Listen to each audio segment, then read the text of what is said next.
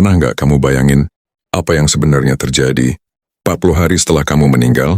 Bukan sekadar cerita orang-orang, bukan sekadar mitos yang sering kita dengar, tapi bagaimana kalau itu benar-benar terjadi? Bagaimana kalau selama 40 hari itu, kamu sebenarnya masih ada, masih sadar, masih melihat, tapi tidak bisa kembali? Hari itu akhirnya datang.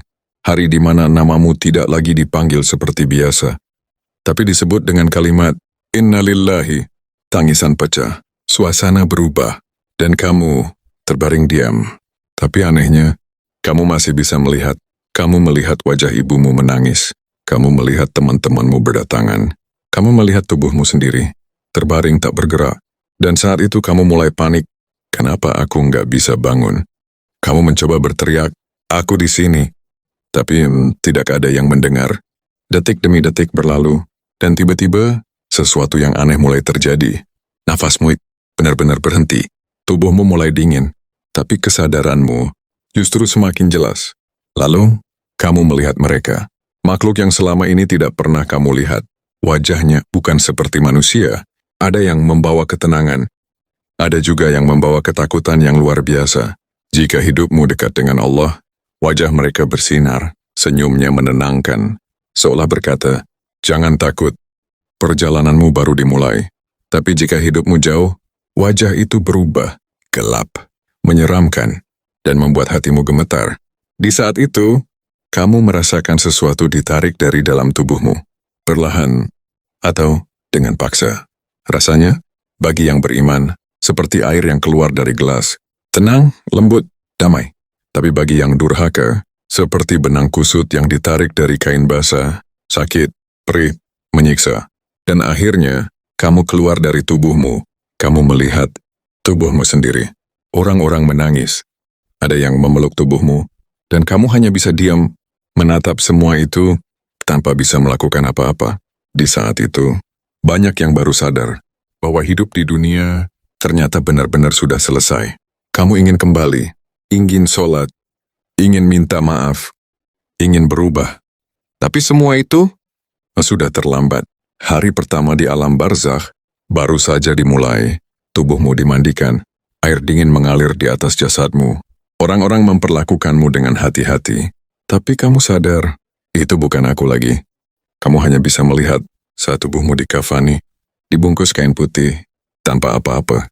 Tidak ada harta, tidak ada HP, tidak ada jabatan. Semua yang dulu kamu banggakan, hilang. Kemudian, kamu dibawa ke masjid, disalatkan. Orang-orang berbaris, mendoakanmu. Dan di saat itu, kamu berharap, semoga doa mereka diterima, lalu perjalanan terakhir dimulai. Menuju tempat yang selama ini kamu hindari, kuburan. Langkah demi langkah, orang-orang mengantarmu. Tapi satu persatu, mereka akan pergi. Dan kamu tahu, sebentar lagi, kamu akan benar-benar sendiri. Tubuhmu dimasukkan ke dalam liang kubur. Tanah mulai ditutup. Gelap mulai datang. Dan suara terakhir yang kamu dengar adalah langkah kaki mereka yang menjauh. Hari pertama di alam barzakh telah dimulai.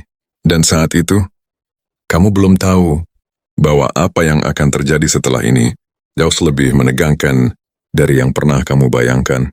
Pertanyaan yang tidak bisa kamu hindari. Gelap, sunyi, sepi, tidak ada suara, tidak ada cahaya. Hanya kamu sendiri di dalam liang kubur yang sempit. Beberapa saat, terasa seperti tidak ada apa-apa. Kamu mencoba memahami keadaan ini. Di mana aku sekarang? Lalu tiba-tiba, tanah di sekitarmu terasa bergerak. Udara menjadi berat. Suasana berubah drastis. Dan perasaan yang muncul bukan lagi sekadar takut, tapi ketakutan yang belum pernah kamu rasakan sebelumnya. Dari kejauhan, terdengar suara, langkah kaki, pelan, tapi berat, seperti sesuatu yang sangat besar, sedang mendekat. Dump, dump, dump. Setiap langkah membuat jantungmu terasa semakin kencang. Walaupun kamu tidak lagi punya tubuh seperti dulu, tapi rasa itu tetap ada. Dan kemudian mereka muncul. Dua makhluk berdiri di hadapanmu. Wajah mereka tegas, tatapan mereka tajam. Suasana di sekeliling mereka membuatmu tidak berani menatap lama. Mereka adalah Malaikat yang selama ini hanya kamu dengar dalam cerita, suara mereka. Tidak keras, tapi mengguncang seluruh keberadaanmu. Duduk, tanpa bisa menolak. Kamu dibangkitkan di dalam kubur. Bukan seperti hidup di dunia, tapi kamu sadar dan bisa merasakan semuanya. Lalu pertanyaan itu dimulai. Pertanyaan pertama, siapa Tuhanmu? Istihand, sangat sederhana. Pertanyaan yang mungkin dulu kamu anggap mudah. Tapi di saat itu, mulutmu terasa berat. Lidahmu keluh, kalau selama hidup kamu benar-benar mengenal Allah, bukan cuma di ucapan, tapi di hati dan perbuatan, jawaban itu akan keluar dengan mudah. Allah Tuhanku. Dan di saat itu, suasana berubah.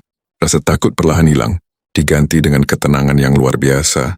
Tapi, jika selama hidup kamu lalai, sholat ditinggalkan, hati jauh dari Allah, maka yang keluar hanyalah, Aku tidak tahu. Dan disitulah ketakutan yang sebenarnya dimulai. Pertanyaan kedua, apa agamamu? Kalau kamu benar-benar hidup dalam Islam, menjalankan bukan sekadar mengaku, kamu akan menjawab, Islam agamaku. Tapi kalau tidak, kamu hanya akan terdiam, bingung, tak mampu menjawab. Dan pertanyaan terakhir, yang menentukan segalanya, siapa nabimu? Jika kamu mencintai Nabi, mengikuti sunnahnya, jawaban itu akan keluar, Muhammad Nabiku. Tapi jika tidak, sekali lagi, kamu akan gagal. Dan saat itu, semua menjadi jelas. Ini bukan ujian hafalan. Ini bukan soal pintar atau tidak. Ini adalah hasil dari hidupmu sendiri. Jika kamu menjawab dengan benar, maka sesuatu yang luar biasa terjadi. Kuburmu, yang tadinya sempit, mulai meluas. Sejauh mata memandang, cahaya masuk, angin sejuk terasa, dan kamu mulai merasakan ketenangan yang tidak pernah kamu rasakan di dunia, seperti berada di taman yang indah. Damai, tenang, bahagia. Lalu datang seseorang, wajahnya berseri, pakaiannya indah, aromanya wangi. Kamu bertanya, siapa kamu? Dia tersenyum dan menjawab, aku adalah amal baikmu. Di saat itu, kamu baru sadar, semua sholatmu, sedekahmu, kebaikan kecil yang pernah kamu lakukan tidak pernah hilang. Semuanya datang menemanimu. Tapi, jika kamu gagal menjawab, kuburmu menjadi sempit, sangat sempit, seolah menghimpitmu dari segala arah. Gelap, pekat, dan tidak ada cahaya. Rasa takut berubah menjadi siksa. Dan datang seseorang, wajahnya buruk, bau menyengat, membuatmu ingin menjauh. Kamu bertanya dengan gemetar, siapa kamu? Dia menjawab, aku adalah amal burukmu. Di saat itu, penyesalan datang, tapi sudah tidak ada gunanya. Hari pertama di alam barzakh telah menentukan segalanya, dan kamu baru sadar bahwa perjalanan ini masih panjang, karena ini baru awal dari 40 hari yang sering dibicarakan manusia, yang sebenarnya jauh lebih dalam dan misterius dari yang mereka bayangkan. Hari kedua dan kesadaran yang menyakitkan. Hari pertama sudah berlalu, pertanyaan telah dijawab, nasib sudah mulai terlihat, tapi ternyata itu bukan akhir. Kamu masih di sana, di dalam kubur, dalam keadaan yang tidak bisa kamu bayangkan saat masih hidup. Jika kamu termasuk orang yang beriman, hari kedua terasa berbeda. Kuburmu tetap luas, cahaya masih ada, udara terasa sejuk, menenangkan. Waktu berjalan, tapi tidak seperti di dunia. Satu hari bisa terasa seperti beberapa jam, atau bahkan seperti sekejap mata. Kamu mulai merasa seperti sedang menunggu sesuatu, dan yang menemanimu adalah amal baikmu. Ia tidak pergi, ia tetap di sana, menjadi teman di tempat yang tidak ada manusia lain. Kadang kamu melihat sesuatu, seperti pintu, terbuka, memperlihatkan sekilas keindahan yang belum pernah kamu lihat. Seperti itulah gambaran tempatmu nanti, dan setiap kali kamu melihatnya, hatimu tenang, tidak sabar, menunggu hari itu tiba. Tapi, bagaimana dengan mereka yang tidak beruntung? Hari kedua bagi mereka bukan ketenangan. Kubur terasa sempit, gelap, pengap. Waktu berjalan sangat lambat, sangat lambat. Dan satu hari terasa seperti bertahun-tahun. Tidak ada teman, kecuali amal buruk yang terus menghantui. Dan rasa penyesalan tidak pernah berhenti. Kenapa dulu aku menunda sholat? Kenapa aku terlalu sibuk dengan dunia? Kenapa aku tidak berubah? Pertanyaan-pertanyaan itu terus muncul. Tapi tidak ada jawaban yang bisa mengubah keadaan. Hari ketiga, hari keempat, hari kelima. Di dunia, orang-orang mulai kembali ke aktivitasnya. Tangisan mulai reda. Nama kamu mulai jarang disebut. Tapi kamu masih di sini. Dan disinilah banyak orang mulai merasakan sesuatu yang aneh. Ada momen di mana kamu seperti melihat dunia, rumahmu, keluargamu, orang-orang yang kamu tinggalkan. Kamu melihat mereka tertawa, bekerja, melanjutkan hidup, dan kamu sangat ingin kembali. Bukan untuk hidup selamanya, tapi hanya sebentar saja untuk berkata, maaf, terima kasih, atau aku mencintaimu. Tapi semua itu tidak mungkin. Ada dinding yang tidak bisa ditembus. Inilah yang disebut sebagai barzakh, pembatas. Hari demi hari berlalu, menuju angka yang sering disebut manusia, hari ke-40. Di dunia, banyak yang mengira bahwa ruh masih berkeliaran selama 40 hari, masih pulang ke rumah, masih melihat keluarga. Tapi kenyataannya tidak sesederhana itu. Yang benar, ruh berada di alamnya sendiri.